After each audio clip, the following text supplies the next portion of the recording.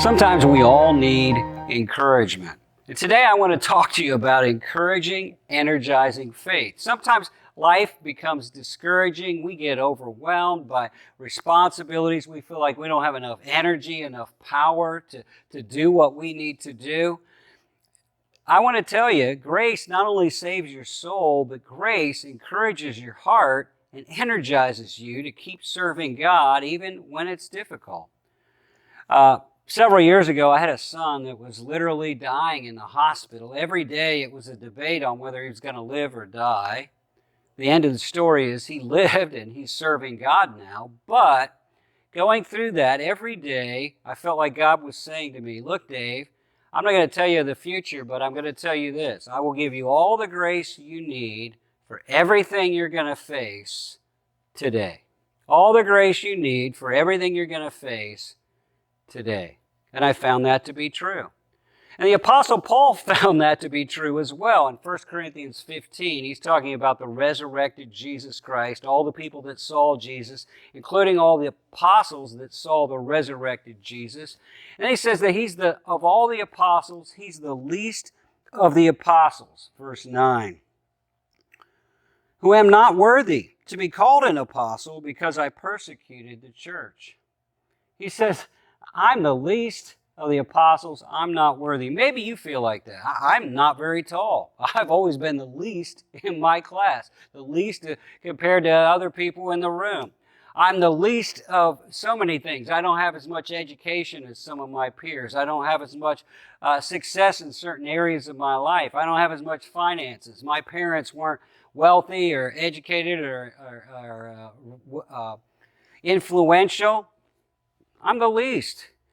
And sometimes I feel unworthy because I've done things in my life that I regret. I've made mistakes. I've failed in certain situations. Maybe you feel like that sometimes. But I want you to understand God's grace is encouraging. He says, I'm the least, I'm unworthy. But in verse 10 he says, but by the grace of God, I am what I am. And if you look through the rest of his letters, we find that he says that he's loved. That's who he is. He's somebody that's been called by God. He's somebody that's been cleansed by God. He's somebody that's been forgiven. He's been justified. He's been redeemed. He's somebody who's significant to God. Somebody who's been chosen and commissioned by God. He is what he is, and in God, in Christ, that's pretty amazing. It's encouraging. It's affirming. I want to encourage you. In Christ, you are amazing. You are significant. You are important. It doesn't matter if you're poor or your ministry's small or you're not super educated. Understand this. To God, you are significant.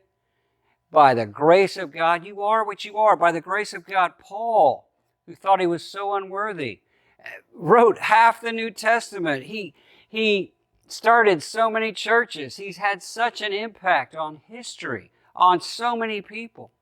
By the grace of God, we are what we are. God's grace is encouraging, but it's also energizing.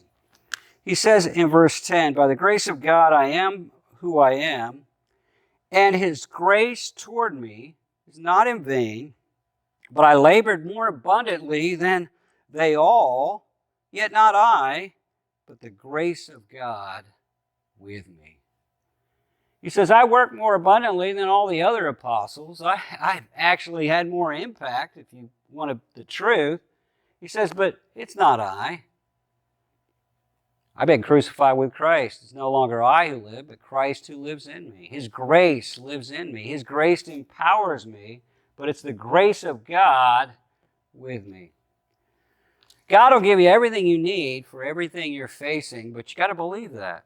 It says in verse 11, this is received when it is believed. It is received when it is believed. Grace is always received by faith. You can't earn it. Grace is a gift. It's an undeserved gift. You can't earn it. It's the gift of God you receive through faith.